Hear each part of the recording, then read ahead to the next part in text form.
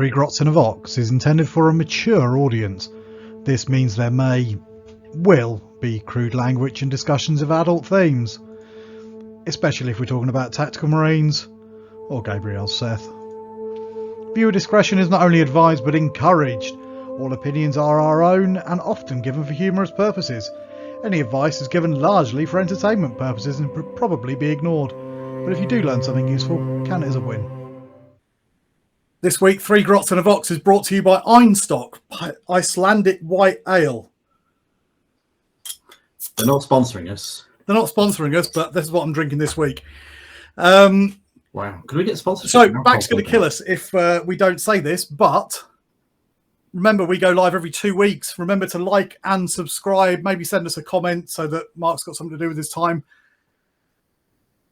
And over to you, Mark. I think this is for your episode. This was your idea. This was my idea. I said we do this now or we don't do it ever because I am that demanding. What can I say? Yeah, there we go. We got a new key year coming. 2022. There's going to be a cackload of stuff coming. Hopefully, if Games Workshop get past all their supply chain problems and manage to release stuff within 6 months of them actually announcing its existence, that'd be nice. So we wanted to take some time to have a little think about what 2022 is going to do for us and the hobby and the game, and maybe inspire you in what it could do for you. So yeah, there you go.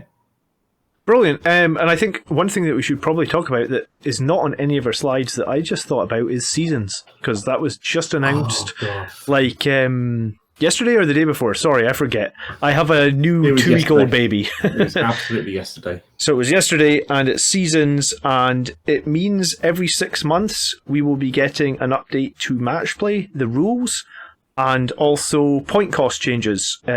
Missions and secondaries and the works will be changing every 6 months. So it feels like I get to waste £25 on some books that I'm barely going to use every 6 months instead of every year. Yeah, it's partially that. It's partially sort of like changing and getting used to things all over again every 6 months. It's good from the point of view of mixing things up and things not becoming stale and unchanging and solid and so on. But at the same time, I'm not really looking forward to rethinking how I approach everything every 6 months, just after I've had time to get used to it. It bugs me a little.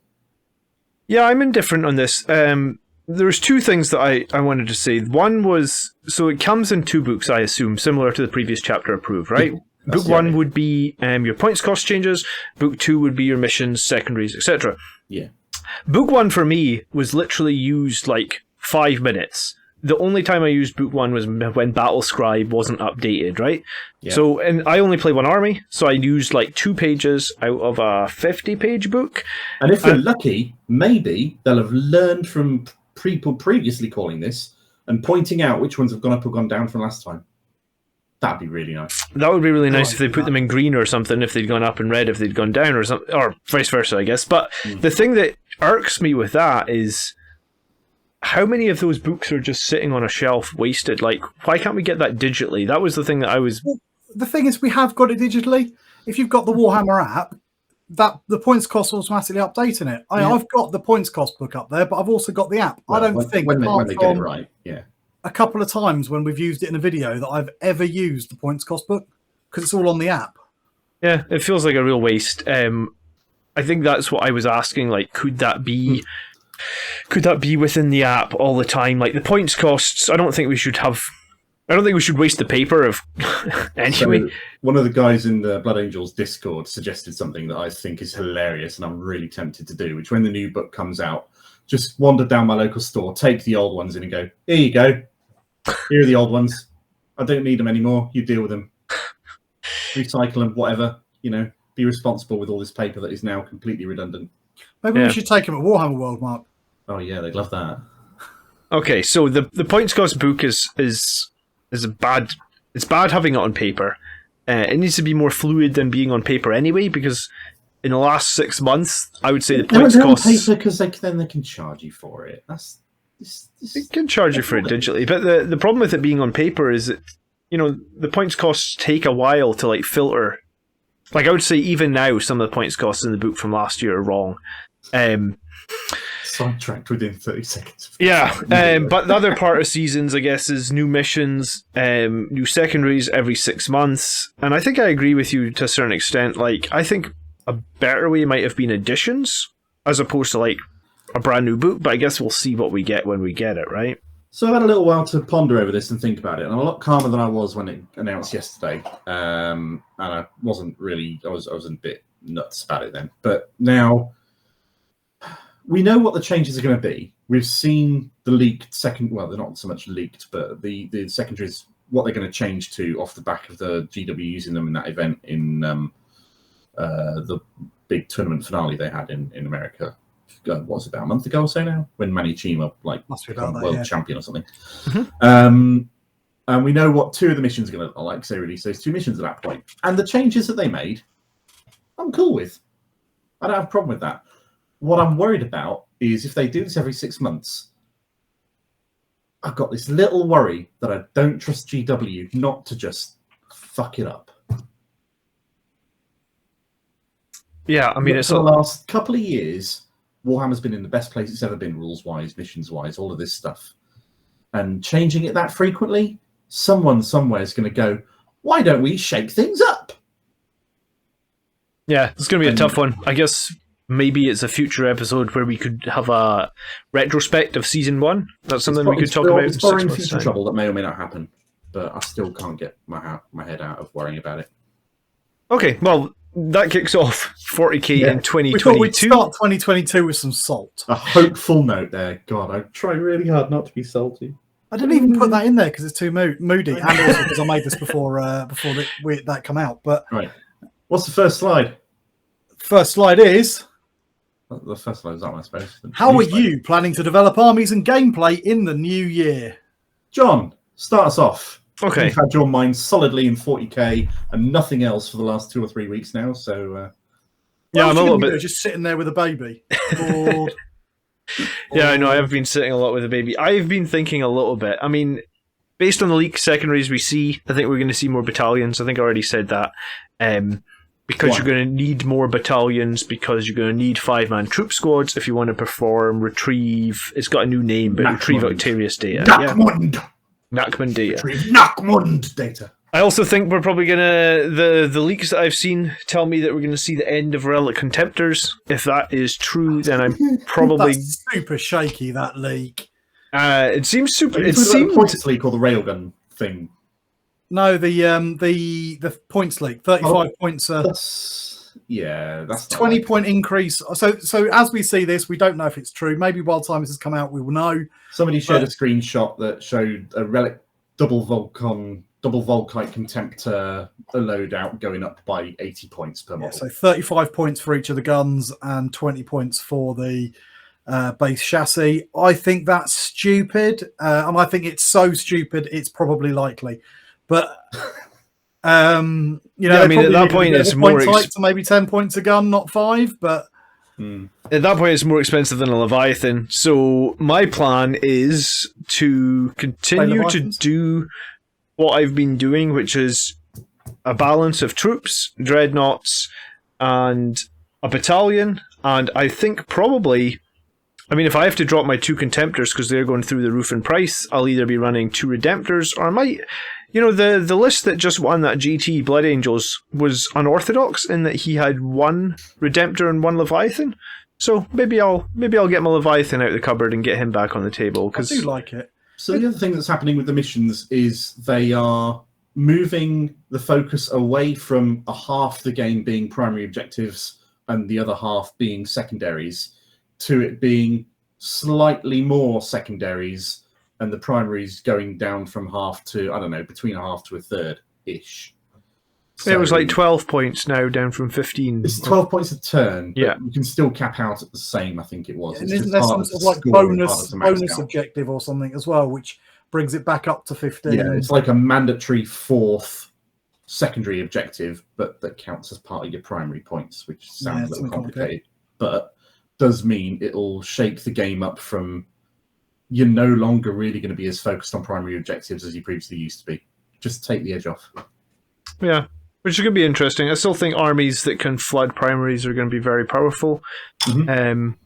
But as much as I like to complain about the Blood Angels Codex, I actually think Blood Angels are an okay spot. I enjoy playing them, and I think that we will continue to be reasonably competitive in 2022. I agree. They're not as easy to play and do well with as other armies that are currently ruling the roost. But if you put the work in, you can do bloody well with them. Pun intended. Yeah, what about you get that guys then, Tony? Similarly, in some ways to you, John, I think I'm going to be leaning a little bit. Everybody knows I love my dreadnoughts. The other thing today, and I'm sure we'll talk about it later, is today we just got the rules for the new rail guns for hammerheads, which will do a minimum of 10 damage, that will kill a dreadnought that isn't a Redemptor in one shot anyway, or a Leviathan before somebody corrects me in the comments. Or a Derrideo, has it only got 9 wounds, or has it got 10 I think wounds? it's 11 on a Derrideo. If that's got 11, we might be able to get away with it. But anyway, yeah, so I was going through my models that I've got painted, and I've got a serious lack of troops. Almost like all I tend to run are elites and, well, just dreadnoughts and shit. So I think for my Blood Angels, it's definitely going to be time to bring out the troops. What's that, a couple of boxes of Incursors? I think it's going to be a couple of boxes of Incursors. I still really highly rate Infiltrators. I know you guys seem to have fallen off the love for them a little bit. I really like that 12-inch Deep Strike bubble. I think it could be quite important as we start seeing more and more. We've got the GSK coming this year. We've got Custodes who like to Deep Strike coming this year. We've got Tau who have the ability to Deep Strike coming this year. I think a bit of Deep Strike denial is going to be quite important. So I'm probably going to build up, and I've only got one squad of Infiltrators at the moment. I might build up a second squad of those and a big stack. I've also bought that, they did the 3rd edition re-release. Yeah. I'm a sucker. I bought that when it came out. I bought it again. Why have you bought it again? What's it going to do? Because I'm going to paint. I remember those models; they were terrible. So I'm going to. I don't have them anymore. Although I do still have that land speeder. So I'm going to paint them up on a Drakari. They're cool. They're old Drakari. Fair enough. Yeah, I think it's going to be a case of if they release the edition box set that you started in, because you started in 2nd, right, Mark? Oh God, yeah. If they release the 2nd, which is you started. That was the one with a cardboard orc dreadnought. It was indeed. Cool, so if they release that with the 20 orcs and the 40 Gretchen, was it back then? Yeah, something like that. And 2 tactical squads. You can't get Blood Angels tactical squads anymore. So, I mean, if they reprinted that on a made-to-order, then I'd buy boxes of the Blood Angel Tactical Squad. It's not a proper Blood Angels Tactical Squad. It's the original push fit. Yeah, that's what I'm saying. If they put the actual Blood Angels Tactical Squad on reprinted made-to-order for like a week. Oh right. I'll buy a few of those because I don't have any of them. Yeah. Yeah, I mean, I would not buy a reprinted 2nd edition set of models. I probably would because I want a cardboard dreadnought. And I did have one, but I had that box set when I was too young to look after it. 3rd, I was a little bit older when that came out, and that's the one I really played seriously. I think I was old enough to play it properly then. But I'd still buy it. I'm a sucker for old retro shit. Yeah, I've got piles of metal models lying around here. Okay, so we like that they're doing that. That's something that we like, I guess. I didn't think I'd ever cross a single person who would buy that. So thank you for proving me wrong there, Tony. Haven't I got the Black Templars box lying around here somewhere? And how are you developing your army then in the new year, Mark? Blood Angels, I'm in a bit of a place where I think I've sussed Blood Angels. I think I know where they are. I think I know how they play. Barring anything majorly new coming along, like this supposed leak of new heavy armed missile launcher wielding Primaris infantry and close combat heavy Primaris dreadnought kicking around at the end of the year, which may end of 2022, which may or may not happen. I don't see Blood Angels changing at all, so I'm happy with where they are. I know what they're doing. Yeah, okay, I'll play them a little while every now and then, but I think I've kind of sussed them, if that makes sense. What do you think of this supposed... I think this is a confirmed rumour in that we are getting some sort of jump infantry for the... Post-combat jump infantry for the Primaris. That's not confirmed. There's no such thing as a confirmed rumour. That's complete tosh. So, I thought it was to do with Space Marine 2, right? So Games Workshop, in the footage, showed off former captain, now Primaris Lieutenant Titus, no longer voiced by Mark Strong, wielding and jumping around in a Primaris Mark 10 armor suit jump pack that we'd never seen before. And they went, that's a new jump pack. Wouldn't it be funny if that cropped up again at some point down the line? In their And they say they designed it as well. Yeah, but designing something for a video game. Yeah, designing something and making something is not the same thing. It appearing in a model anytime soon is just as far-fetched as any other rumour out there at the moment. So I don't expect we'll see that. I mean, personally, I think we'll see Jump Pack Primaris probably in 10th ed. I think that'll be the thing that kicks off 10th ed. You don't think... My only thought was... So there's tons of rumours about Space Marine Codex version 2.0, which I actually don't think will come. Mm-hmm. But what I think... And I could be completely off base here, is in the middle of last edition, did we not get that Vanguard box set that had like the infiltrators, the suppressors, the eliminators? I'm wondering, are we going to see a 9th edition a la Vanguard box set that's going to have jump infantry and maybe that new dreadnought? So the latest set of rumours that cropped up off the back of a Valrak podcast, I think, somewhere, was that later in 2022, the rumour says we will see the 6 other Space Marine chapters, so Ultramarines, Iron Hands, Raven Guard, Salamanders. It's crazy that we haven't seen Ultramarines yet. Yeah, I know, right? We'll see those redone in a 9th ed new Codex supplement, alongside a Primaris heavy infantry, possibly wielding missile launchers, and a new heavy Primaris dreadnought with a close combat sort of flake to it. Whether we see those things specifically, I don't know. But the last time we had any Space Marine Codex releases was at the end of 2020. And timing them to have new Space Marine releases at the end of 22 feels right to me. I can totally see that coming. Whether or not we get a new full Codex Space Marines 9th ed version 2, I don't know. Maybe, maybe not. They'll have to do something if they're releasing new Primaris Space Marine models. And you know, Games Workshop, they can't keep their dick in their pants when it comes to releasing new Primaris Space Marine models. They're going to have to, because it makes them the most money. Yeah, so many people buy that stuff. They're allergic to not getting all of the money. Exactly. So that's almost a given in one way or another. I can totally see that happening in 2022, but probably not till late, because the very highly reliable rumors that we've seen so far accurately predicted what happened in the latter half of 2021, and so far they've predicted what's going to happen in the first few months of 2022, and that is going to be the delayed Custodes, delayed Genestealer Cult, Eldar Codex. We've already seen there's going to be an Eldar Chaos Space Marines battle box come in, Chaos Space Marines Codex with a massive model refresh. There's going to be a massive model refresh for the Eldar, and then following on the back of that, the rumors start to get a little bit more tasty. Don't forget Tau as well in the middle of that. Oh yeah, so Tau come before Eldar and Chaos Space Marines. I forgot about them because they're such bullshit anyway. After the back of that, they've suggested things like squats are on the list. Well, let's put a pin in squats and hope we get some jump Primaris units. What else was there? I've got this rumor list here somewhere. Okay. Okay, so I think we've got a slot for that later anyway. So Chaos carry on with Knights, this. Craft World Eldar, Squats, World Eaters, Demons, Astra Militarum with some new tanks, and Veteran Cadians. That's from a relatively reliable thing.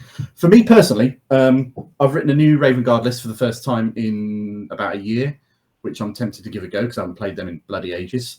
I'm really planning on jumping on the Eldar bandwagon. Okay. Eldar Jetbike was the very first model I got back in 1991 when I first started doing any kind of Warhammer type stuff. So buying a new army and starting with the new models for Eldar just sounds cool. So I'm going to get into that stuff when it releases.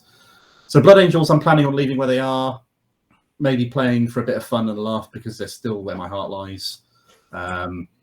Raven Guard I've got because they were fun at the time. They're a little bit less competitive now, but they're still fun. And Eldar I want to get into is another passion project. That's my plan for 2022. Okay. Broke it. There we go. So just because Mark's already screwed up the order. Oh, yeah. Okay. New armies. Are you planning on buying or playing any new other armies in 2022? Right, John? I just answered. Yeah, moving on. I'm Yeah. 2-week-old baby. I have my hand, my It's desk. going to be a really short one. I was going to say, just out on my desk, I have like a Scottish Sanguinary Guard, that Impulsor, that Contemptor, 10 Incursors. Like, it's going to take me all of 2022 just to get through that. I'm getting no time at the moment. New baby will do that to you. So, unfortunately for me, we'll be well, I mean, it's just fortunate. I like Blood Angels. We'll be sticking with them this year. Mark, new Eldar. That's why I put this picture here. Yeah. So apparently the new Autarch model looks fucking brilliant. What do you think of the Ranger bikes? I like them. What do you think of the Ranger bikes? I like them. They look okay. I've got no idea how good they're going to be in the game. I'll get the 3 that I get with 1 battle box. I've got no idea whether I'll buy any more because ultimately they're really, really mobile, probably expensive because on a jet bike, sniper rifle units. The sniper rifle units are generally shit. Yeah. So I don't really expect too much out of them. There's hefty rumours of a new Avatar model, which is going to be enormous on the sort of like current Greater Demon sort of scale. That'd be good because that model is ancient. Oh, it so is. I mean, most of the Eldar range is ancient, but I'm just looking forward to the Eldar stuff being refreshed in general because a lot of their stuff is fine cast dating back to the 90s, so they could really do with it. Yeah. Only me then. So, I've been building up my Custodes army. They've been more or less sitting around since the end of 8th, which was the last. Now got them onto your what? 4th model, 5th model? Yeah, exactly. So that's about 5,000 points. Mm-hmm. Yes, I'm going to be building up my Custodes, getting those done. I've got some Thousand Suns. We did our very first episode. We talked about how we write an army list, and in it, I wrote an army list with some Thousand Suns. Have you played them? And I've started slowly buying a few of those to build up. And I think they're going to be my 2 sort of 40k-ish projects. There's a few other ones that are kicking around. I've got some Grey Knights kicking about. Because I'm a massive sucker. I bought that box set with the Custodes and the Gene Stealer Cults. And then the person who's going to buy the Gene Stealer Cults backed out. Oh, asshole. So now I've got a Gene Stealer Cult force. Fair enough. I'm not really sure what I want to do with them, whether I'm going to build them or not. So definitely the Custodes are going to be coming out to play. Definitely the Thousand Suns are going to be coming out to play. And knowing me, all sorts of other random crap is going to be... I actually find myself quite interested in a couple of other games at the moment, which are Aeronautica and Blood Bowl. They're kind of taking up a bit of mind space and enthusiasm. So yeah, I bought the Aeronautica. Play a few of them. I'm going to an Aeronautica tournament, Warhammer World, in February. Oh, that'd be nice. So we've got to get some games in before then and figure out what the heck I'm doing. I keep looking. If they come up with that new Horus Heresy box that's been rumoured for so long, I'll be all over that like a rash. Like a fat kid on Smarties, I'll be on that. That'll be definitely happening. Or if they've re-released Mordheim. Would you do them as Angels, or would you do them as a different Legion? I made my mind up on that. I'm very tempted because I really want to paint them to do Alpha Legion. I really like the colour scheme, that kind of blue. Is it blue? Is it green? The blue-green shifty colour shift. Yeah, that just looks like a lot of fun. But I might end up just doing Blood Angels so I can play them in 40k as well. Have you read the Alfarius novel that they did? I think it was last year. Yeah, they released it this year. That's right. No, not yet. I have bought it, but I haven't listened to it yet. So I'd make that a priority if I were you. There's some really cool shit in that book. It's just a cool character. I mean, the first one they're in the there's some secrets in that book. Yeah, I can't remember what book it was. It was one of the early Horus Heresy books where we have them and they're kind of their fall to chaos. And that was a phenomenal book. One of the best of the Horus Heresy that I've read. Mm-hmm. Yeah. I'm not going to say what happens in it because there's some stuff that will change how you see 40k a little bit if you read that book or listen to that book or whatever. So yes, if Horus Heresy comes, I'm doing that. Absolutely. I think that Horus Heresy book, the box set, I think a lot of people would buy it. It sounds pretty exciting. The sheer amount of models you get in it that could be easily cross-used into 40k makes it a massive, huge appeal. And it's all Power Armed Space Marines. Yeah, exactly. Because it could be, because I don't think there's any, it doesn't look like from the leaked pictures any sculpted iconography or anything.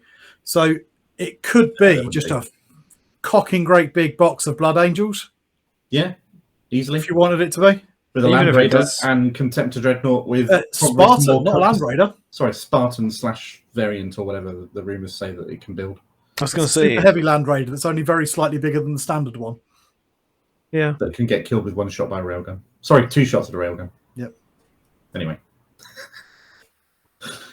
Okay, no one's salty about the new tower rules. Let's move on. We'll come to the new tower rules. It's just because it's fresh. It really is. So, what sort of army builds do you think have got legs, and what new builds do you want to try? So, John? Do you know what? At the GT that I was just at, I played an orc buggy list that wasn't spamming the same buggies, right? Like the nerf there that was like, so they took like 3 squads of rocket trucks. Well, this was a guy that had like 3 rocket trucks all in single units. He had the dragsters, with the metal guns on them. He also had the new white, I think it's the boss on the white Squigosaur. So this was like a really cool list actually, where it was like half speed orcs, but half like just chargy orcs, like you would expect, like on the squigs and stuff. And I think I beat him by like 2 points or something. And it was one of the. If I hadn't played, like I said, I haven't played Andrew like 10 times on the speed orcs, I would have lost the game. But it was like a really fun, really strong orc list that I actually think had so much legs. And yeah, I only beat it because he probably had played 0 Blood Angels players, and I'd played Speedwag 10 times, right? So if he'd had as much experience, he would have beat me for sure, probably. And I think that Admech have just had quite a lot of changes to them. I think the Skitari blobs are still really strong, but obviously they're a lot more expensive than they were. Like some of those blobs went up like 20 or 30%. The Drukhari, a bunch of their troops went up 20 or 30%. So I actually think like orcs are probably actually possibly in a really, really good place. And I think there's some really interesting builds that orc players can do right now. I'm not going to be trying them because I don't have time to paint up some orcs, but I like fighting people that have had a really thought out, well balanced list, and this orc build. And do you know what? At some point, I'll share the list as well that I played against. But yeah, I think orcs are in a pretty interesting place going into 2022. Obviously, with the Custodes Codex and Tau Codex literally coming out the door, the next few weeks, everything will change. But I think orcs are in a cool place right now. The best state the game could possibly ever be in would be if you were to rock up to a tournament and every single army was something that you had to be afraid of. Nothing was better than any other. Everything was a problem. That would be a great day. Yeah, we're getting close to it. I think we've had some decent codexes. Some of it, I mean, we made our last episode, it was a bit tongue-in-cheek with some of the OP bollocks, but I think that there are some really good, interesting ways you can play. There's not many armies that only play in one specific way to be competitive. Case in point, the Drukhari, they gave the Raiders a massive nerf and they haven't really hurt their win ratio at all. All that's happened is everyone's moved on to Talos and Kronos and slower, more durable Drukhari army, and they're still winning. So that means that it wasn't just one broken combo in the book. It just means that the whole codex is very strong, which is not necessarily a bad thing at all. If you build a skew list that's really heavy infantry, you can lose out big time to the no prisoners secondary. If you build one that's all armor as a skew list, you could lose heavily to the kill the big guns secondary. So maybe we could actually be entering a time where the balanced list is where the game is. Which would be nice. And the one thing, like I'm a pure Blood Angels player, as you guys know. I still haven't seen like a pure... I don't think we've seen in 9th edition a pure melee list win a GT. Maybe at the very, very, very beginning of 9th, but I don't think maybe like 2021, because I covered all the winning GT lists of Blood Angels in 2021, and I don't think we saw a single pure melee list win a GT. The ones that won the GTs either included like Eradicators or Redemptors or some sort of fire support to sort of offset. Still had a strong melee presence, but I think... in some ways, I kind of like it. Like, I'm enjoying playing the balanced approach. And I think when you have to build a balanced approach to do multiple things, it actually makes you think more. I kind of like it. I agree with that. Single facet skew lists that can overwhelm you by just focusing on one particular aspect of the army you can't plan for them. You can either handle them or you can't. And those kind of lists being discouraged because they can't score well or they're never going to win all their games is nothing but good. Yeah. Just maybe Games Workshop need to tighten up the rules so they don't need to release like an FAQ that's like, you see those orc buggies? You just can only take 3 of each. Like better balance overall might be if they decide to do that, then if they make that decision now, then we won't see any effects from that decision for at least another 6 to 9 months. Yeah. The production lead times. Yeah. Okay. What about you guys? Any builds you want to try in that, Tony, or are you just sticking with and developing what you've got? Like I said, I'm builds wise, I'm not really looking. I'm going to put a bunch more troops in my Blood Angels and try playing slightly more. But I do play balance, but I play balance, shooty, and stabby. But everything's very killy. And I might try putting some more troops in there for the Blood Angels and stuff. Really, for me, though, it's about trying some new armies. I'm looking forward to really just building out some really very radically different 40k armies. The Blood Angels are going to be ticking along. I'll keep building them up. I've now hit the point where I've painted at least one of every dreadnought that they have. And can just run one? them. Just one? Some of them are just one. I've only got one Derrideo. Okay. But yeah, so I'm starting to build up. I'm actually, for hobby-wise on that, I'm trying to go back and make sure I've got one painted of every unit they can take. Before they all go OOP, like they certainly will. So even some of the really weird stuff that we're just not going to see, you're never going to run competitively. So I want to buy a box of Devastators. I never run Devastators and Blood Angels, but I'm going to get a box of Devastators.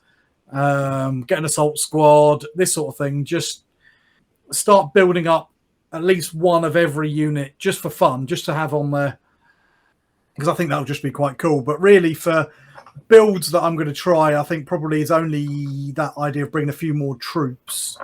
Other than that, it's just trying out new armies. Mm-hmm. Cool. Fair enough. I'm going in the opposite direction.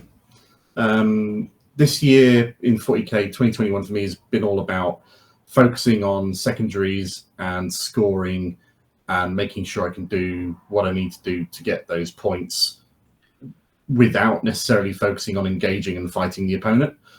And it hasn't done well in the few times that I've managed to do it. It's done okay. It's scored highly, but it hasn't won games consistently. So now I'm in the middle of trying to work out how far in the other direction I want to go.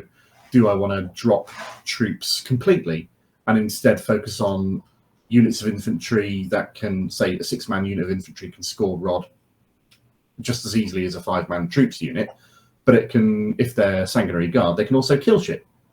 If they're Vanguard Vets, they can also move and kill shit and be more resilient in doing so. So I'm going away from taking units solely to do objectives, and I'm focusing far more on units that fight and can do the objectives as well, or secondarily, while they're doing their main purpose. And I'm trying to work out what that looks like before I work out how I want to expand my army and go down that lines. Yeah, there's a very fine line there, and when you find it, it's a very rewarding thing, I guess. Because I found it twice in 2021. I found it at the start of 2021 and had like I don't know, 20 wins in a row or something. Everyone was sick of hearing about it on the channel. And then I found it at the end of 2021. And hang on, win streak. Yeah, that means you have to drink. Yeah, Luke. This is what you get when you have a baby. You get water. It's so exciting. We've got to finish this off. That's fair enough.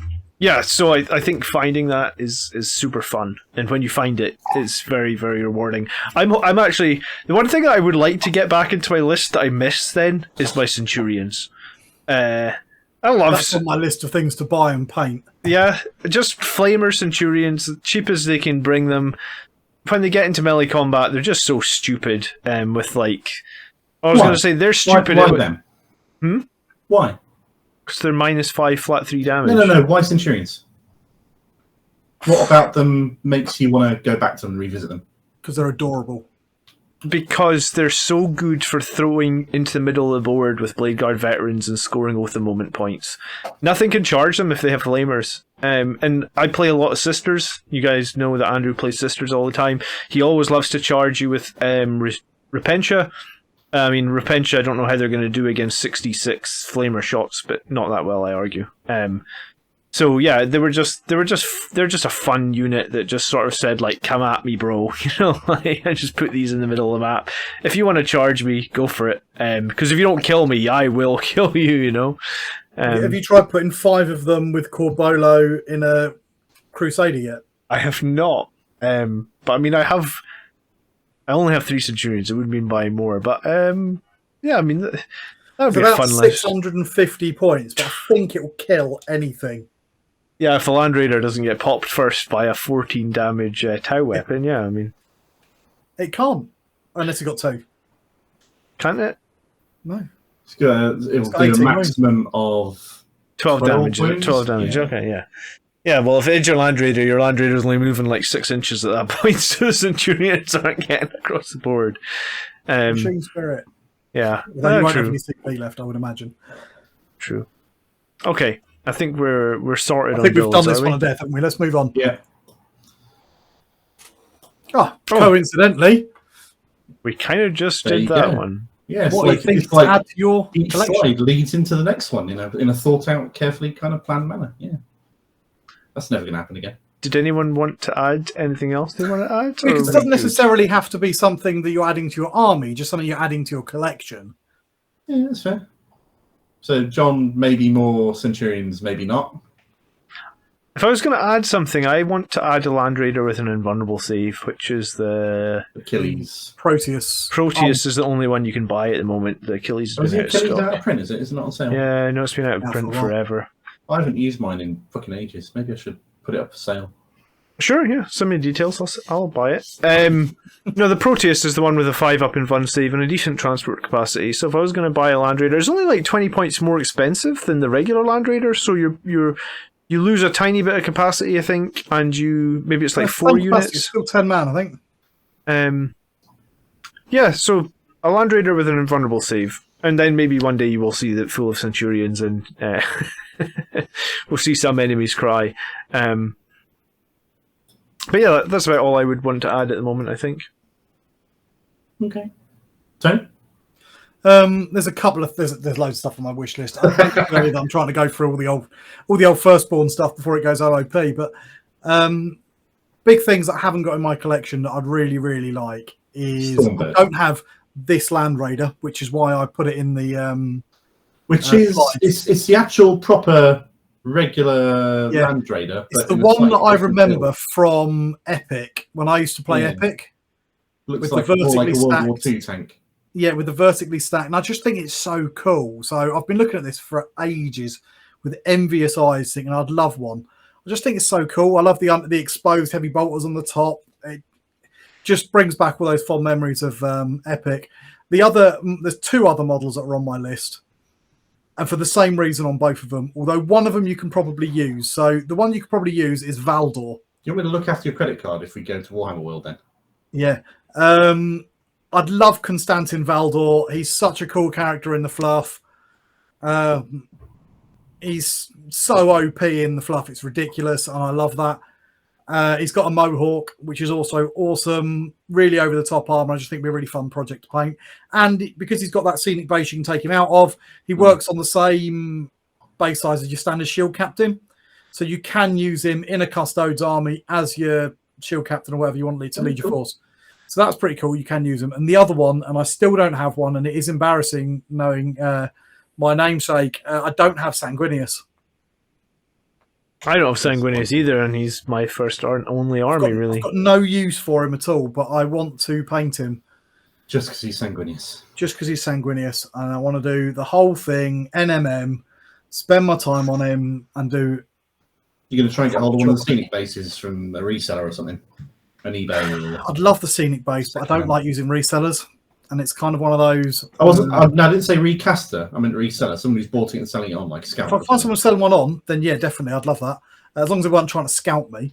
But the scenic base really makes that model. Without it, it looks a little bit goofy. Yeah, you're not wrong. Because the pose looks a little bit off. When it's got the scenic base, you can really see him, and it's just phenomenal. It's So yeah, fantastic. I love that's it. the Great. three things that I want to add. None of which are any good in game. Fair enough. For me, there's nothing I'm really planning on adding to my Blood Angels. When I work out what I want to do with them in terms of the next competitive list, I might add a few models here or there. Bolter and Scepters might be on my hit list.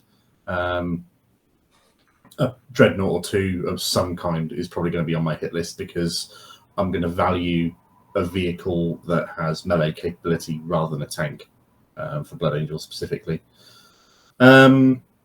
But there's nothing that I'm desperate to get for them at the moment. My Raven Guard, I'm kind of happy with where they are until something else comes along to shake them up and change them. So the only things I'm really planning on buying in terms of 40k are once Eldar gets released. There we go. That's going to be a big That's hole in going to my be wallet. credit card bleeding. Yeah, it is. I'm going to have to take that very carefully and slowly, not to just go completely crazy. Do that. Buy that bundle they always sell with everything in the new release. Yeah, no way. No. Why do they do it? Oh God, I don't understand why. There's no saving when they do it.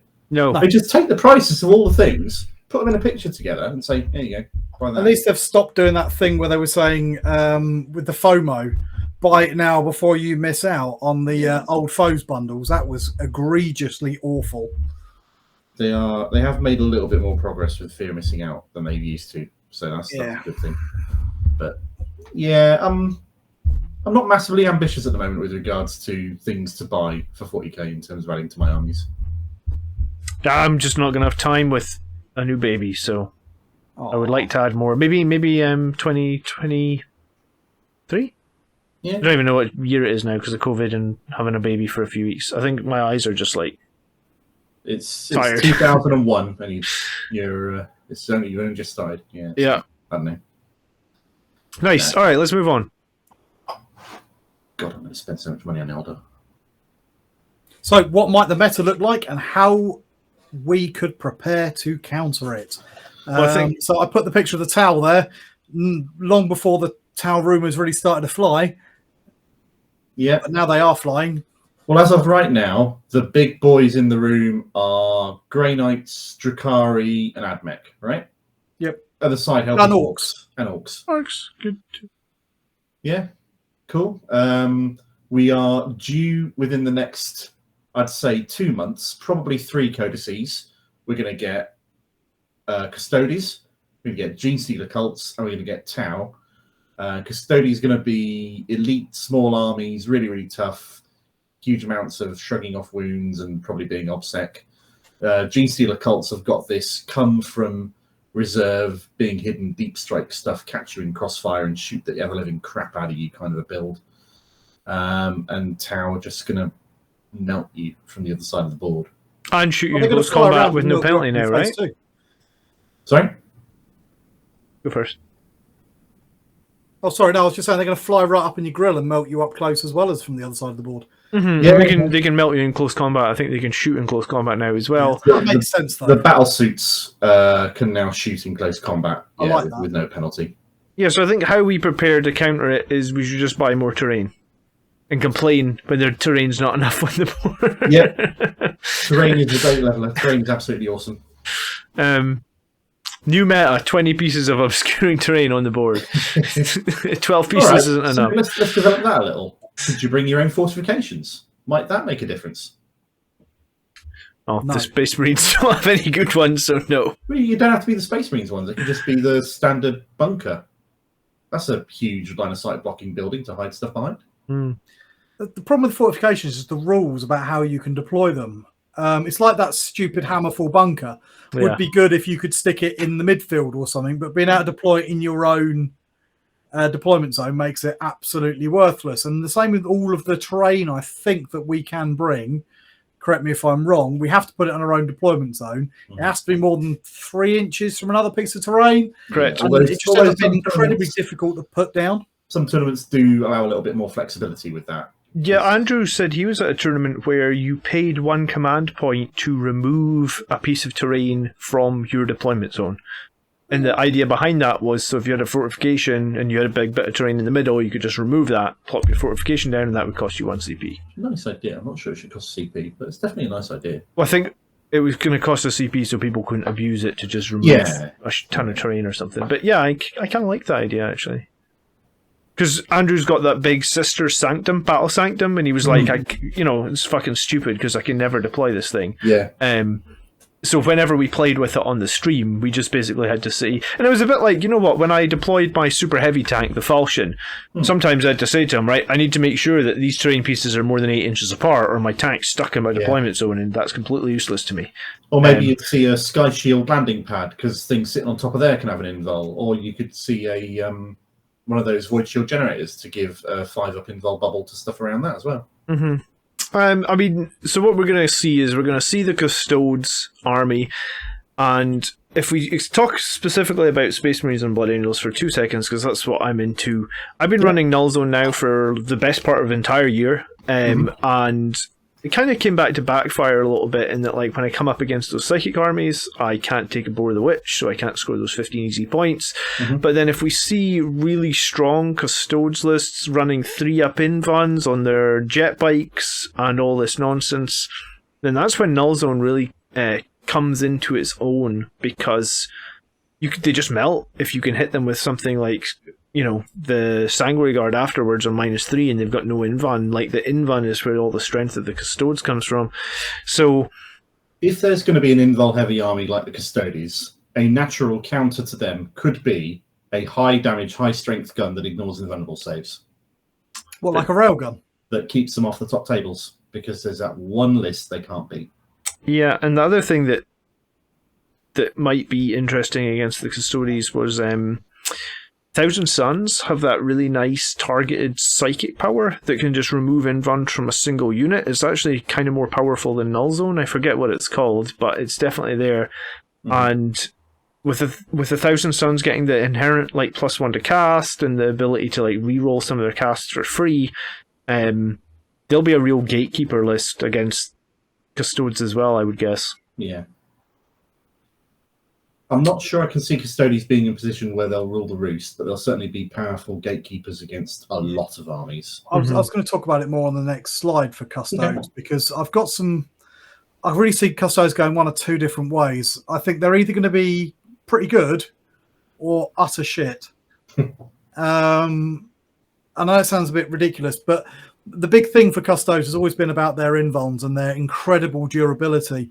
But what we're seeing from 9th edition is a real swing towards giving things incredible killing power and actually toning back some of the durability and things. We've seen things like 3-up invul saves get yanked from pretty much everything. I mean, Space Marines can have it on one thing as a special, whereas Custodes, of course, could have it on whole units. One thing that GW has been good about in terms of durability this edition so far has been adding extra ways to do it. The 2 key methods that they've added that were not in previous editions were I can only be wounded on unmodified rolls of blah.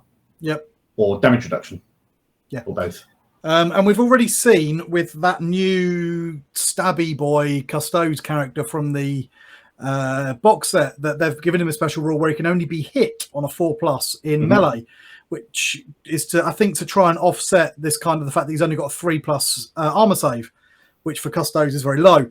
That's the same as the flying Forge World units. Now, I get the sneaking suspicion that they're going to try and pull a lot of the resilience out of Custodes, and I feel if they do that, they can end up being incredibly expensive, actually fairly easy to kill with the really killing. If we look at this new Tau Codex with that's what Grey Knights used to be. Yeah, Grey Knights used to be really killy, but with no resilience whatsoever. Yeah. But we're seeing, for example, that new Tau Railgun, which ignores invuln saves. We're seeing, and we've got the psychic powers and that. I think that they could potentially start taking a big durability hit, which would make them actually pretty useless because they just don't have the numbers. Now, on the other hand, maybe, like you say, they're going to go the other way and they say, all right, we've taken away all your 3+ invulns, but we've given you all these other things instead.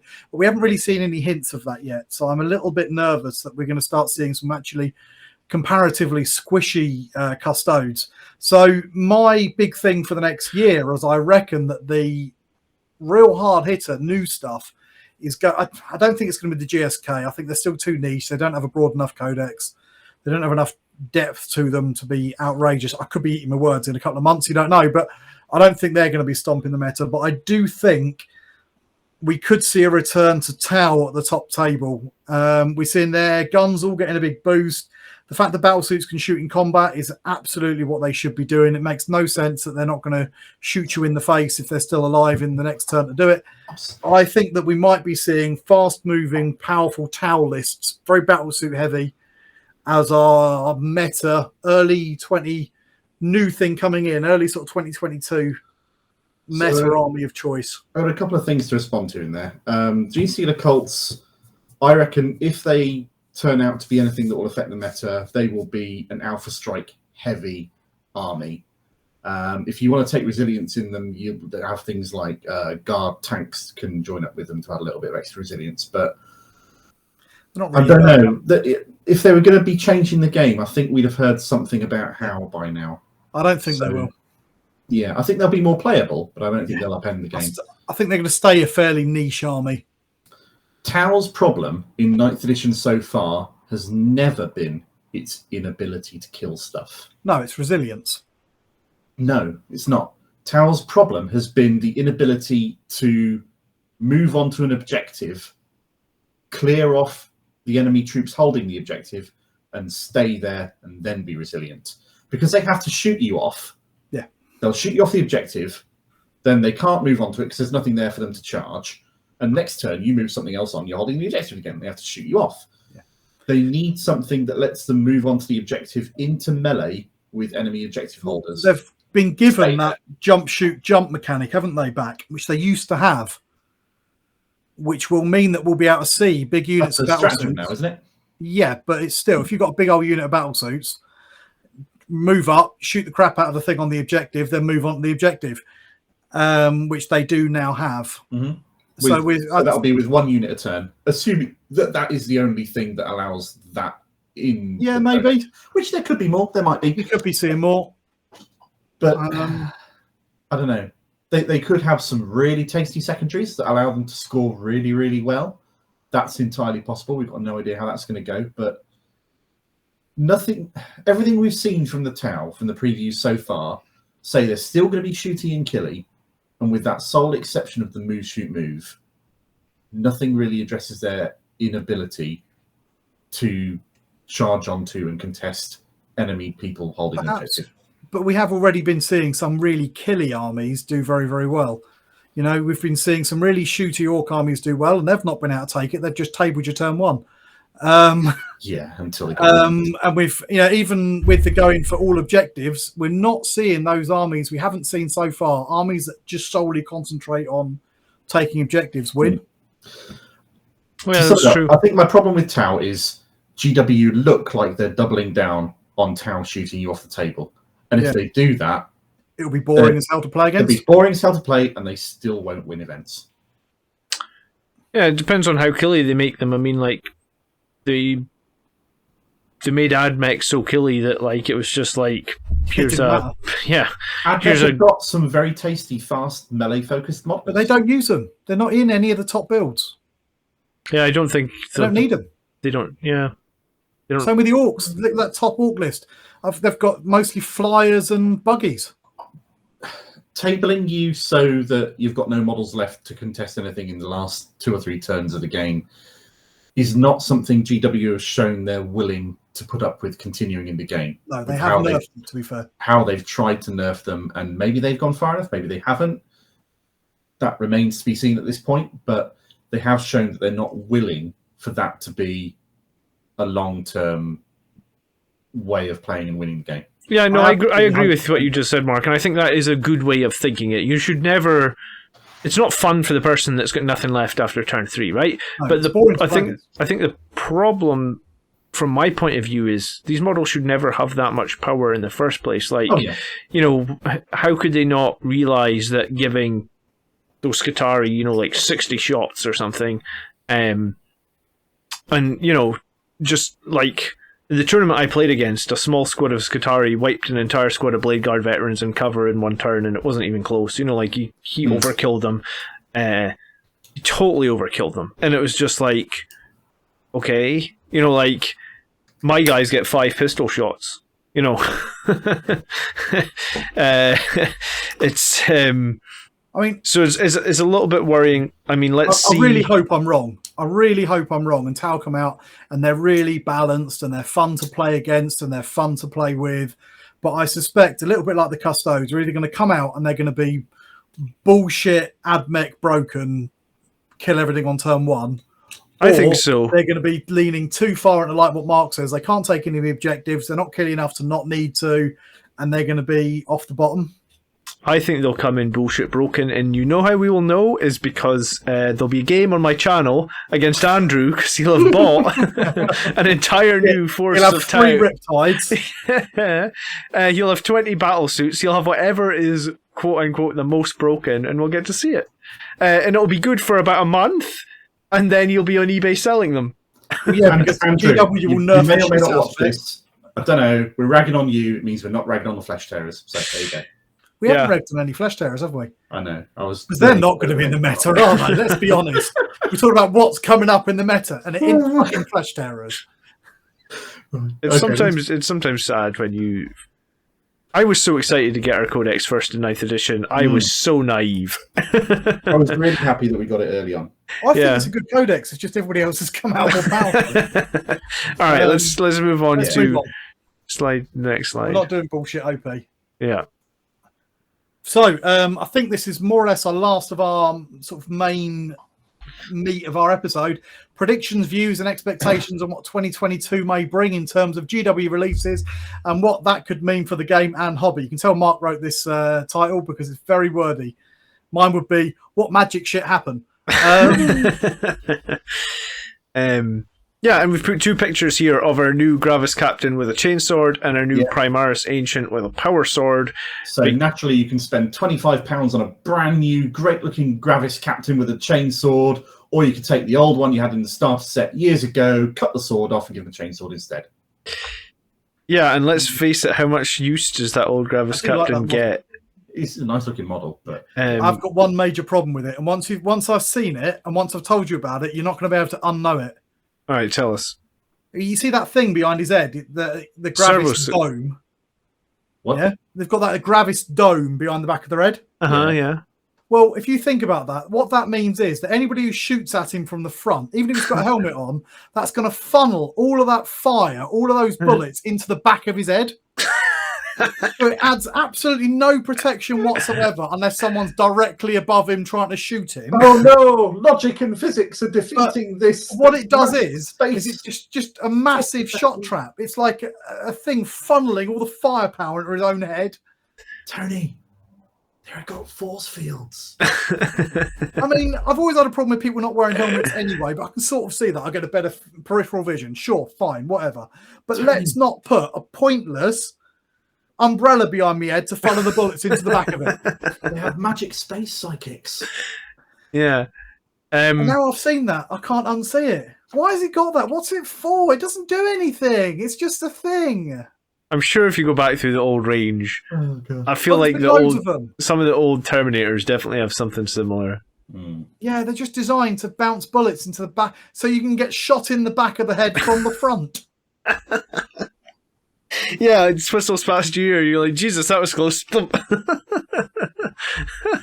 is a pretty model, though. I'll give it that. I mean, what do you guys think of these releases? Do you like them? Are you going to get them? Thoughts? What, suddenly Ancient's going to become good? Well, that was my point.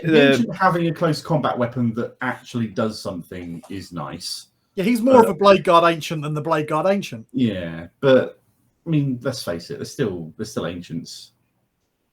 Yeah, I mean, the Ancient to me has no appeal. I actually think the 4+ a final attack on death it's not worth the points you would pay for it. You know, like for my luck, jump pack, I'd be interested. Hence why I'm running the Sanguinary Ancient and still quite like that. If you're running an infantry heavy army gun line like Imperial Fists, I'm sure you could see some use for it. But as it is for Blood Angels, I'm just not interested. I do have one. Worth it for fists. I do have one for my Raven Guard army. Okay. And I have strongly considered running it in my Raven Guard army because Blood Angels can't take the chapter ancient. Nope. And Raven Guard can, because Blood Angel is the only chapter that can't. Mm-hmm. And the chapter ancient can give you another model that grants Rights of War or OBSEC, which is great. Which is nice. So that's why I'd consider doing it for them. I wouldn't buy another one. No point in buying another one because he's going to be what, 20 quid? Yeah, at least. Cheers. Probably 25. I think probably 20 on the Gravis Captain. I'd be tempted to buy. He looks really cool, but I've got this other one that has been sat on my shelf for years doing nothing, so I'll just convert the power. I was going to say the other Gravis Captain just has a power sword, right? Yeah. It's got a power sword and a belly, Vox which appeals to me. Yeah. So the only difference is this one has a chainsword, really. Yeah. Like, and service the option to be a power sword. It had a build options, if I recall correctly. yeah, I mean, it's a cool model. My thought would be like they just should be doing. Like I've said ever since we got Primaris models, I do not like the lack of weapon options. I mean, like, it just feels like it's not like it's half baked, but it also is. You know, it's just like you've got a Space Marine captain in Gravis armor.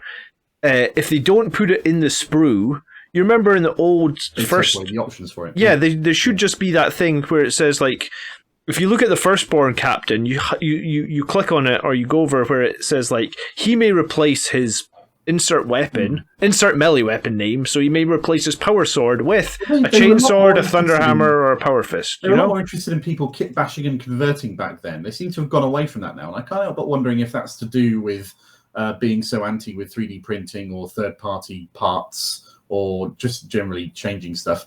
I imagine if you asked a PR rep, they would say it would be to do with accessibility, so that if the person bought the model, they knew what they were getting and they knew what it would do. But sprues and the casting is different now as well. If you remember, you used to get your 2 arms, your body, and your legs, whereas now you get all sorts of really weird computer-generated combinations that are actually quite a bit more difficult to start doing things like weapon swaps and. Sure, but I mean, like, because you get a lot more on a sprue. The sprues are a lot smaller and a lot more dense. But like, if you think of even as a beginner, right? When you're beginning the hobby, knife and chop off a sword and put a different thing there. I was going to say, you know, even as a beginner, I remember slicing my own hand when I would chop off a. So it's a new parent in the room on that saying that you shouldn't be doing this. Yeah, you know, like, but I guess the idea is that giving these guys more flexibility, in my view, all that ever did for me was, right, like, so every 6 months, every year, I would just buy a box of Death Company or I'd buy a box of Sanguinary Guard for the bits. I mean, the guys in the box were just added bonus, and like sometimes I'd be like, oh shit, I need to make such and such with a such and such weapon. Great. But most of the time it was just like, all right, I need a few more Thunderhammers. I probably could use a few more Power Fists and some Infernal Pistols, so I'll buy a box of Death Company because I know I'll get, 2 Thunderhammers, 2 Infernal Pistols, a few extra whatevers. And also, jump packs were a big thing for Blood Angels. You want jump pack on every unit. So if you buy Death Company, you got the cool jump packs with this sort of like, the inscribed crosses and the I forget the names of them. But, yeah. You got like chapter specific stuff in that box that you could then add flavor to more generic units, and I really like that. And I feel like that's what I would like to see with the Primaris. I don't want to have to buy a captain with a power sword to paint him for 2 years down the line. Oh, now you can have such and such a weapon. Well, great. You should have just had the option to have all the weapons at the beginning.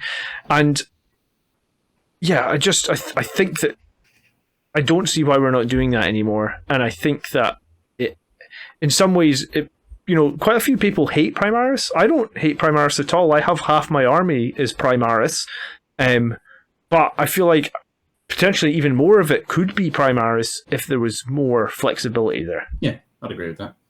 If there was more, let's go flexibility with what they allowed you to do with them and what the rules said you could or couldn't take and customize and tweak. People like to make things their own. At the moment, assuming you don't do the conversions, the only way you can customize your army is the paint job. And that's just a bit boring because the models are, these guys are great. They're really cool poses. I bet that's a lovely banner and fun. Yeah. But at the same time, if I buy that Gravis Captain, he's going to be exactly the same as everybody else's Gravis Captain. Yeah. Mine will be red rather than yours is blue and yours is black, and it's just a bit boring. There's not a lot of because there's no variety in the pose, there's no variety in the loadout. And I think that's one of the people's big problems with Primaris, apart from the really ham-fisted fluff, but that's a different thing. A big problem is the fact that they are a bit soulless. Going back to what 2022 might bring in terms of releases, at least in 40k, we kind of pinned this down a little bit earlier, and I'm fairly sure I've got a decent picture of roughly what's coming, with a few things that will come in and out in the middle of all of those. We know we're going to see Custodes. We know we're going to see Gene Stealer cults spelled with a C and not a K. We know we're going to see Tau. It's highly likely, if not all but confirmed at this point, that we're going to see shortly after that Craftworld Eldar and Chaos Space Marines. Craftworld Eldar is rumoured that the codex may also contain Harlequins and Inari in the same codex. Following that, rumours state we may well see Chaos Knights. And then following that, we may well see World Eaters, Demons, Astra Militarum, with this laughable rumour of squats that may well happen at some point in the future. God knows. I certainly think another Chaos Legion has got to be on the cards. We haven't had a new one for a while. I think the chance of seeing some Space Marine stuff at the end of the year is highly likely for the same reasons I mentioned earlier. Well, this year, whether it's Codex Space Marines 9th edition version 2 or the redone supplements is highly likely. The chance of seeing this reissued Horus Heresy box is possible. I mean, that was supposed to have been 6 months ago, all the rumours said, and we still haven't seen hide nor hair from that officially. So that may or may not happen. I was going to say, if we're going to see Squat, surely it's going to be a Kill Team release. They're already in Necromunda. There's already at least 2 or 3 squats in Necromunda. Yeah, I mean, like an so a Kill Team could work quite well, couldn't it? Kill Team, though, because they did say that they said in that announcement for the seasons that there's like going to be a year of Kill Team with like 4 expansions. Was it a new box every 3 months with the Kill Team seasons every 3 months, which is fine. That'll be fun. But in terms of a new Chaos Space Marine Legion, that might bring the long-rumored 3rd Chaos Primarch. Could do. We could see Angron, or we could see Fulgrim. Or Fulgrim. Or someone else. God knows. Yeah. Wouldn't it be awesome to see Demon Prince Lorgar? Yeah. No, he's stuck in his tower while Korax haunts him. He ain't going nowhere. Comes out and gets pecked to death. The narratively at the moment, Workshop are developing with this whole seasons thing, and they're currently focusing on Vigilus. They've said that the War Master is there and he's screwed up the leader of the Imperial Defenders. I don't know who that was because I'm not too hot on the fluff, but the picture showed Abaddon facing off against Calgar, so I've got no idea if that was Calgar or not, that Gilliman left there to run it for him.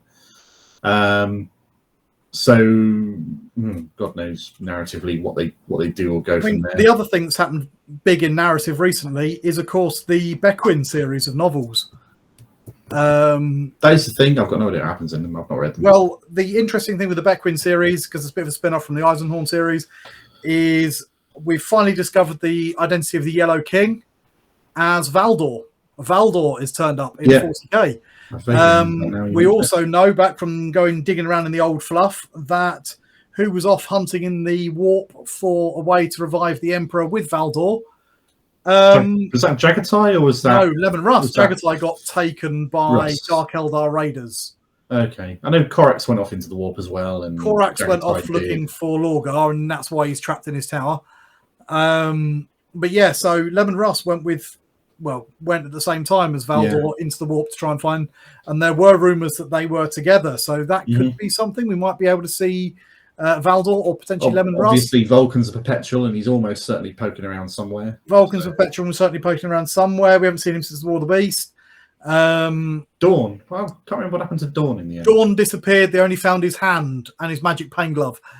And then the other one that is, of course, sleeping on the rock is Lionel Dickface. Yeah, who's been obviously confirmed to be alive and asleep deep in the depths of the rock in the biggest secret all the Dark Angels don't know. With Luther busting out recently, or relatively recently, from underneath the Palace of Terror, and Cypher finally making his way to Earth and then vanishing.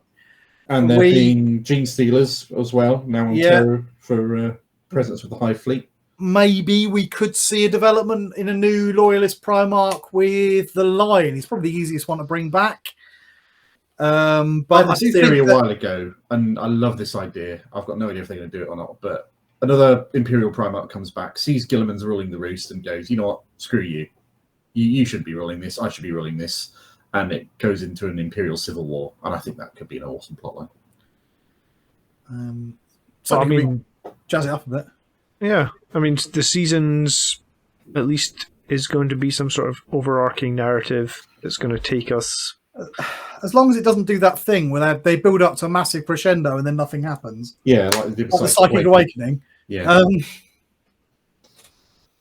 That was just didn't go anywhere, did it? Yeah. No. And it was lovely, and it had such potential. And there was so much stuff going on, and then nothing. Oh well. Yeah.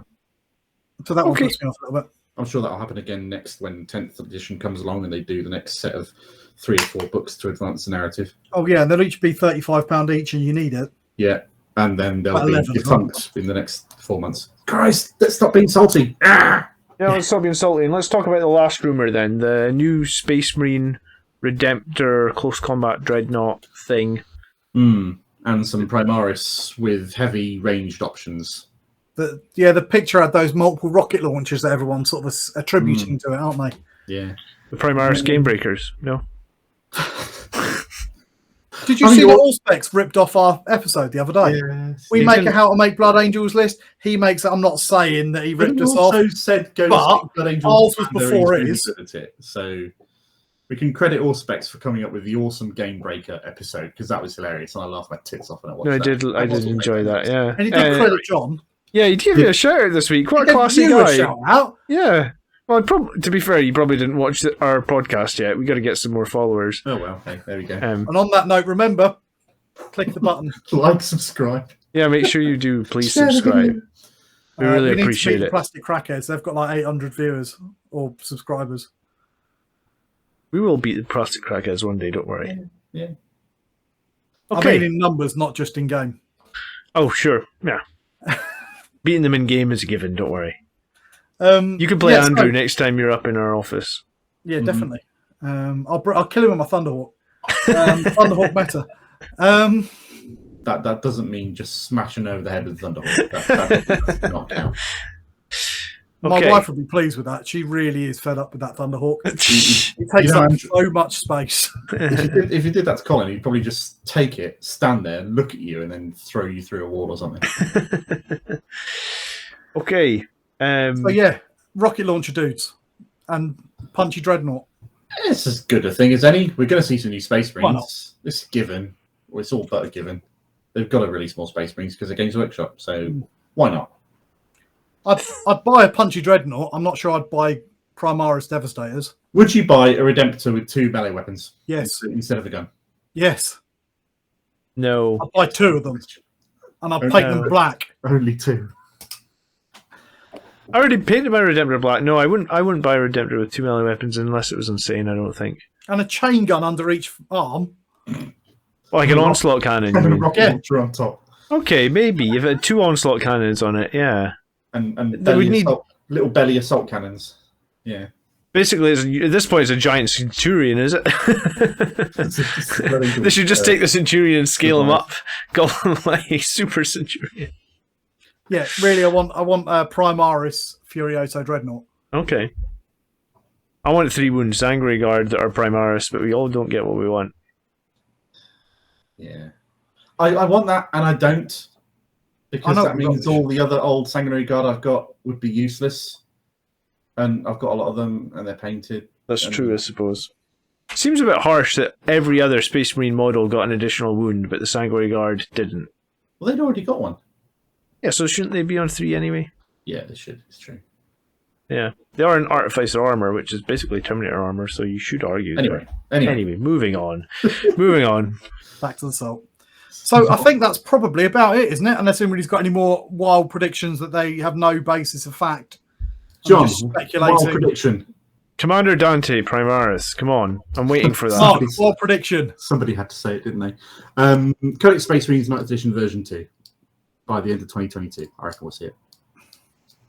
And my wild prediction is a new Primarch. Chaos or Loyal, or you're not going to go I think we get both. Okay. I don't think they're going to release another Chaos one without another Loyalist one.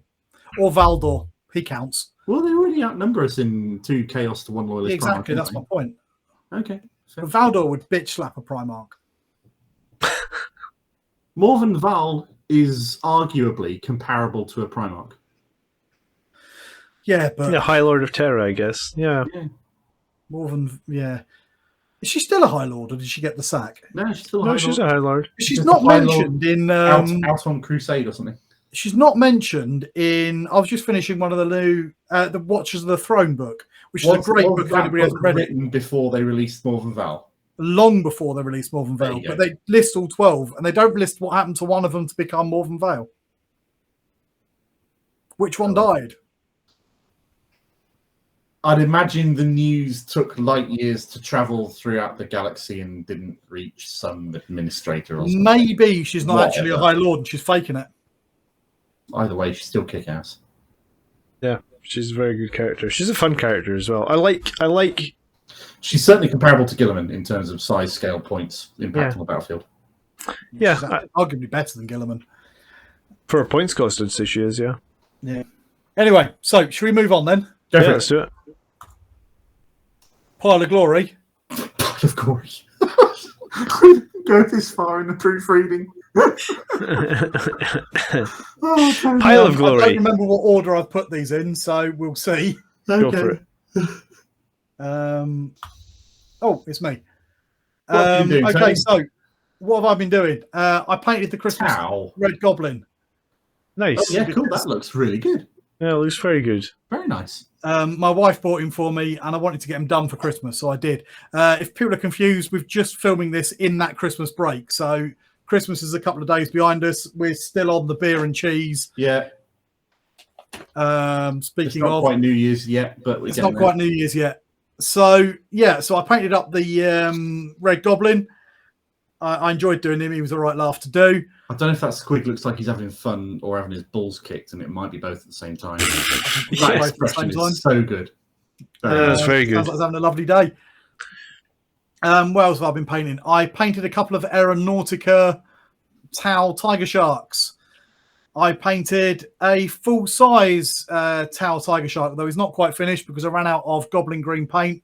And the guy who wanted these painted wants them based with Goblin Green and Flock. So which of He's these a are commissioned sadist. for other people, and which of these are for you? So the Tau is for somebody else. Even the Aeronautica. And the big one. Okay. So they were for other people. I finished the little Aeronautica ones. They took ages. And I haven't quite finished the big one, which is sitting over there. That's for a commission. I've had a Ball Predator sitting on he was in one of our early episodes, and I was teaching someone to airbrush, so I thought I need a subject, so I'll use this Ball Predator. So I've started finally painting it. It's been sitting in undercoat now for about 2 years. I'm never going to use it, but John's video the other day kind of inspired me to get it painted. Cool. And like we were saying about custodes, I'm a little bit further than they are in these pictures now, but I have been painting up. I'm testing out a new colour scheme. See, I want to get a gold that doesn't look the same as my Sanguinary Guard gold. Okay. And for those guys, I've gone with a really desaturated, quite a green tone. And for these, I want them to be a lot warmer, a lot richer to represent the Auramite. So these ones, I've gone with a much warmer gold. I've gone with purple for undershading to try and bring that kind of regal thing out. But I also don't want to spend 300 years on each model. What gold are you using on those? Sorry. So on that one, I'm using a combination of a couple of golds. I'm using a mixture of Viking gold from Scale 75. I'm using decayed metal mixed with some Cygor brown as a base coat, which is a really dark brown metallic color. And then I'm building it up through Viking and Dwarven gold, which are scale color paints. So please tell me that's a transfer in the middle of the shield on that dreadnought. Yes. Oh, good. Because it was a bit boring because I did it gold because I wanted to go none more gold with the look of them. It looks really good. It looks really, really good. So I found that sort of Blood Angel transfers. That's Dwarven gold there. So this is really quite rich colour. Nice. That's Viking gold, so a bit of a darker one. And then decayed metal is this kind of brown colour. Mm-hmm. And I'm sort of building those up to try and just make it a little bit more interesting than the quite. Yeah. If my Sanguinary Guard, I use this sort of quite green tone for them. Mm-hmm. Okay. I've got a lot of gold things already, so this is my army, the Custodes, and I want them to look different on the shelf, as it were. Awesome. To the Blood Angels. Looks good. So, yeah, that's what I've been up to. So it's infinitely more than what I've been up to. But let's see who slides up next. It's not a lot finished, though, is it? I've finished the Goblin. Dude, it's progress. It's a load of progress. Yeah, progress It's is work that you can be proud of. And that Goblin looks so good. That's what I'm going to say. Really good job on that. Thank you. Okay, so let's move on. So who is next? Again, I don't remember. It's Mark. Well, Mark, hey, what have you been doing? Yeah, I've been buying Blood Bowl books because I objected on moral grounds to Blood Bowl second season when it came out a year ago, because I'd got all the old ones and I really loved them and enjoyed them, and I didn't like the idea of changing the rules, and somebody's finally got me around to it. So I've just bought the new Blood Bowl books and I'm looking forward to playing some games of that. I have a Orc team from the starter in 2016 and a human team from that starter, but my favourite team are Wood Elves because I am that kind of player. So I'm looking forward to getting some games in for them. My wife bought me a Lego tumbler for Christmas, so I've been building that. That took me the better part of an afternoon, and it's really, really cool. I'm very happy with it. Looks cool. And I spent more than an afternoon building the fucking Hurricane Wind Spirit Fox of fiddly bastardness. That looks like an absolute nightmare to paint. So those swirls, that's like 8 or 9 different components. And you've got to build them all in the right order to have any kind of structural integrity. And when it's all put together and glued and stuck, it's surprisingly strong. But getting there is such a fucker. Nice. And then a friend told me afterward that you should really have not glued it down onto the base. And that makes it a lot easier to paint when it's not glued onto the base, which makes a lot of sense. Yeah. But what's done is done. So I built that and sprayed it, and I'm looking forward to doing something with that. Hey, it's a challenge when they're stuck to the base. You know, people told me, like, don't stick your Sanguinary Guard wings on. It's like, yeah, you can do it. Yeah, it's fine. We'll just paint in the middle of it and then go over and clean up any things I need to clean up and deal with it from there. It'll be fine. Nice. I've always wanted to play Blood Bowl. I've been looking at it. I remember the original Blood Bowl when it came out, and I thought it was cool back then, and I never played it because nobody else did. So the Blood Bowl back then was basically identical to the Blood Bowl in 2016. The Blood Bowl second season that came out last year, 2020, was the first major rules change they've done in over 20 years when they added a new stat to it. And it hasn't really changed it in any substantial way, and I've been QQing over it for no reason whatsoever. And I've been watching a YouTube channel called the Bonehead Podcast, playing a whole load of Blood Bowl and going over what to do and how to play it, and seeing some of their battle reps where they play through the games has got me going for it again. So I'm really looking forward to getting started on that. And they got a mini version of it called Sevens, where instead of having 7 people on a pitch, you have 7, and the pitch is a bit smaller, and the turn you play 6 turns rather than 8 turns, and it's just quicker. So I really want to play Snotlings. I saw the Snotling team, and I was just like, I want that. And then the Dungeon Bowl box looks so cool as well. When you don't have an open field, you just got all these little tunnels and treasure chests and traps and portals and shit to run through. And that looks really quite fun. I might have to get it, but yeah, on the list. Fair. So yeah, that's what I've been doing the last 2 or 3 weeks. Wicked. Yeah, you say 2 or 3 weeks, but actually, as we record this, it's only been about a week and a half since we recorded the last one, or 2 weeks since the last one. Yeah. Fair enough. Christmas in the middle of that. I know we're a little bit late recording this, but fair enough. Thanks. So, John, I am the reason that we are late recording this. Model. Yeah. Yeah. Do you know what? If I'd thought long and hard about it, I did build a Duplo train set for my 2-year-old over Christmas, so we could have put that on there. Could have had a little animated GIF of it going round and round. Nice. She's scared of the trains though, so that's fun. But yeah, how's she coping having a new little brother? She's coping well, except for when she randomly decides that like she just wants to hit him with something. So we live in Scotland where you cannot smack your children. Like, it's just illegal, so we have a naughty corner. So she gets a timeout. And, I mean, the amount of times where I just have to say to her, like, Annabella, we don't hit. You know, like, we don't hit. You're like, you're lucky you live in Scotland, because at this point you would have been hit, you know, but, like, we don't hit. Go to the corner. Sorry, by specifying Scotland we don't hit our babies, do you think English do? I think the law is different in England. Mark, that we still can, but you're not allowed to mark, and it's a little bit... So, it's the rules are quite complicated, and there's no specific thing that says you can't. However, there are a lot of things that say about sort of child abuse and things. It's not something I really want to dig into. But Yes. there is a difference in the rule, in the wording of the rules for Scotland and main UK, where in Scotland anything along those lines is just flat banned, and in Britain it technically isn't. Yes. But there's a lot of stipulations attached to it. You know what? It's probably for the best, right? So, like, we have a corner in our house. Kids. Yeah.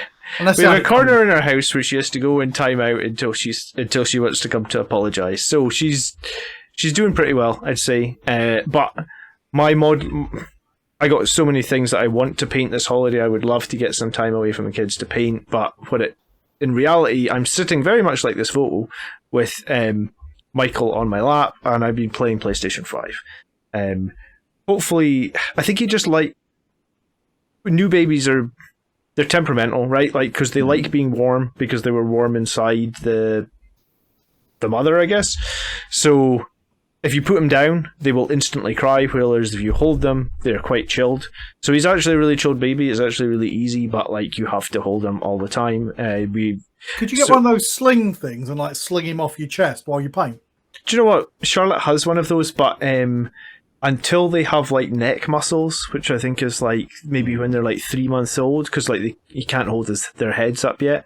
Yeah. So until they're like 3 months old, you probably, because I know for the moment, like you're not supposed to have them in the car seat for more than an hour, because the car seat will like constrict their airway to a certain point. Isn't it more than an hour to the hospital for you? Yes, so we had to stop like twice for like 15 minutes to let him out of the car seat and like and like it's literally freezing cold, so it was a pain in the arse. I mean, you moved house and still live somewhere fucking. And as the article up there says, coming 4 weeks early means that your newborn deserves every bit of attention you can get, of course. Yeah, I mean, like he's still not supposed to be here for like another week and a half. So, I will. Like, if anyone watches the Blood Angels Commander channel, you'll have seen like there's no content and there's no painting streams.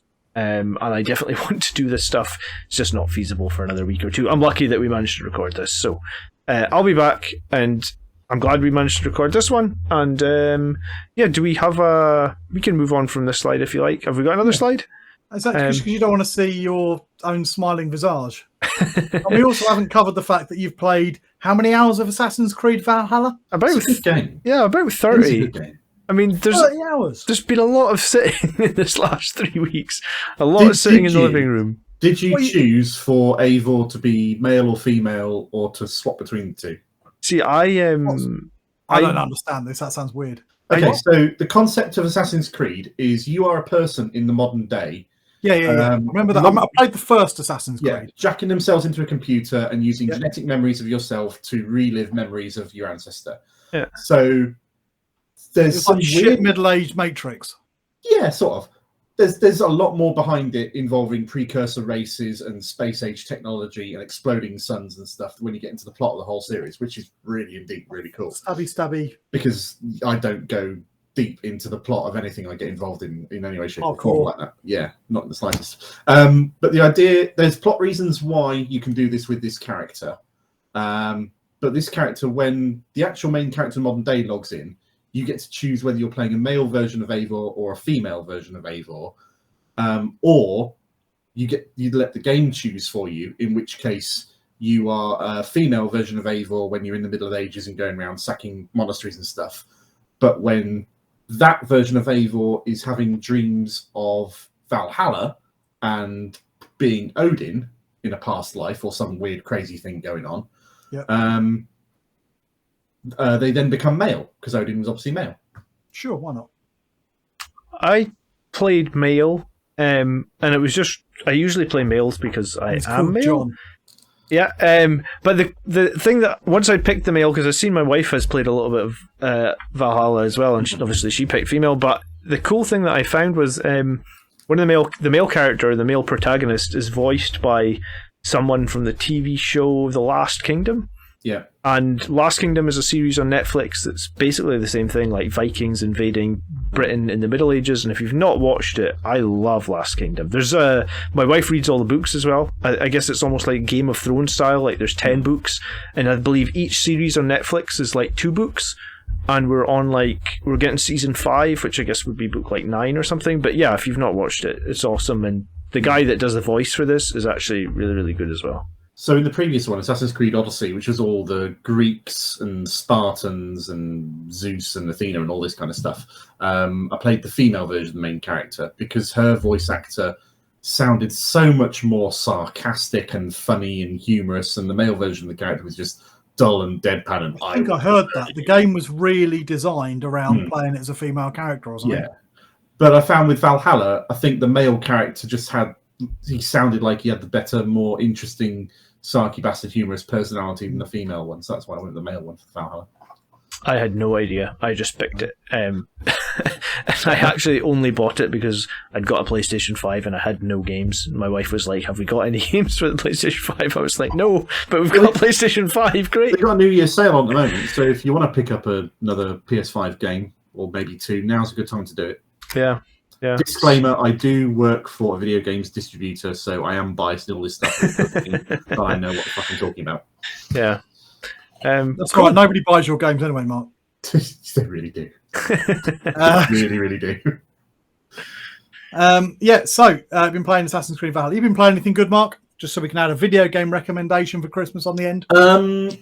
I bought a game called Chorus, which is a space fighter game where you zoom in through the back, black in a kind of Firefly, Top Gun kind of a way, and the physics are good and it looks beautiful.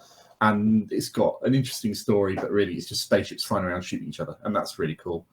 I reloaded Witchers 1, 2, and 3 because I feel like I want a proper narrative story game to sink my teeth into. 1 and 2. I've done that in a way now, so I want to play through them again and get through, because it's like Mass Effect. The saves you do in 1, 2, and 3 carry over to each to the next.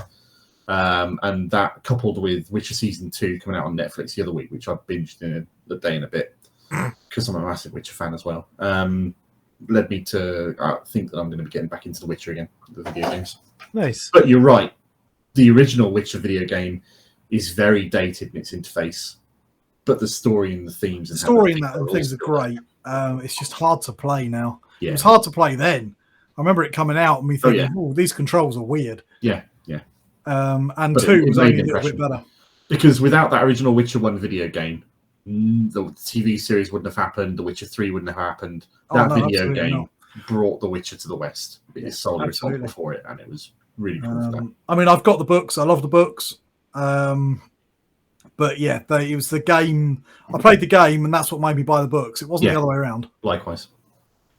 But yeah. So my Christmas video game has been Resident Evil Village. Oh, cool. I'm the biggest Resident Evil nerd fan on the earth. Have you played any of them in VR?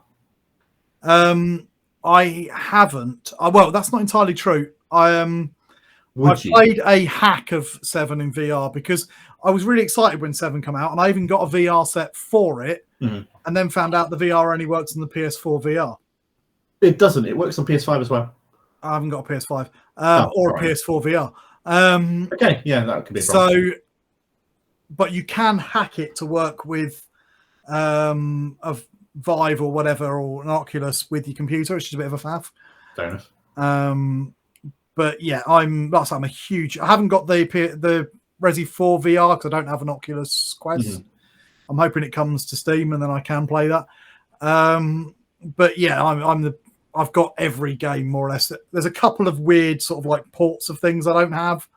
Like there's an iOS version that you need an iOS with it pre-installed because you can't buy it anymore. I haven't got that. I don't have the N64 version of Resident Evil 2, which is really interesting, and I could go on forever about the really clever technology that made that work. I never managed to get into Resident Evil because when it first came out, it had this weird control system where you're looking down at a room from a camera position isometrically down at an angle, and the controls you're doing on the controller worked on how the character was facing. Yeah, it was tank controls. Yeah. So left and right rotated you left or right. Yeah. Forward made you run forward. And it felt really awkward, and that just put me off the series forever. I have watched the films, and they are complete bobbins but really good fun. Yeah, I love them. The They're CG so films, if you ever shit. get around to watching those, are really good. I think some of them are now on Netflix. They're actually genuinely better than the actual movies. But anyway, I've been playing Resi 8. I bought it earlier in the year. I've been super excited to play it, but with my job, I don't get a lot of free time, and Christmas has been my little bit of free time. So Resident Evil 8 Village is great. I enjoyed 7. It was nice to go back to a kind of more horror thing, but I think 8 got that balance of horror and agency, for want of a better term, really nailed down. It's really hammy, really silly, really gross and horrific in places. It's a phenomenal game. Really enjoying it at the moment. That's been my Christmas. Cool. Oh, and the original, not the original Shadow Warrior, the original remake Shadow Warrior. Oh, right. Well, Because that was on the PlayStation sale, and that's just Not sure how long we've been clean filming violence. for, but I've just noticed that it's gone dark in John's window up there. It has. yeah, it was light when we started, right? Yeah, it's now getting close to dawn. Okay. So, I think actually, on that note, we're about time to wrap up. So you've heard our Christmas recommendations. You've heard our predictions for 2022. You can all tell us in 3 months' time that we're wrong. You can tell us in And 5 we'll go, minutes' yeah, time that you we're are wrong. absolutely right. We are, in fact, wrong. So, yeah, enjoy calling us out in the comments. Yeah. And Or making your own predictions. making your own predictions. We will read them. We do read every single comment. We discuss them and laugh at them behind your backs. I actually And- really want to hear everybody's thoughts about where you think the meta will go and what to do to kind of prepare for it. Who thinks If that you I'm think- right and Tau are going to be bullshit OP, and who thinks that Mark's right and Tau are going to Yeah. be rubbish? Whether we should stack whirlwinds and suppressors to take care of Tau Overwatch, or should we just not give a fuck? All that stuff. yeah. Our custode's going to be good. Yeah. These We don't questions will be answered, and I'm sure we'll discuss it in a future episode, right? Yeah. Yeah, probably when you get all salty about something, John. Yeah, that will Nobody happen. else on this channel gets salty. No. Never. Okay, so we wish you all a very happy new year. Indeed. It will have already been gone by the time you watch this, but that's By fine. about Hope 6 you days, had but sure, a whatever. really good New Year and a really good Christmas. Yeah. And here's to as good a 2022 as can possibly be. Absolutely. Cheers. Cheers, guys. All right. Thanks again for watching. Remember to subscribe. See you in 2 weeks. Okay. Toodles.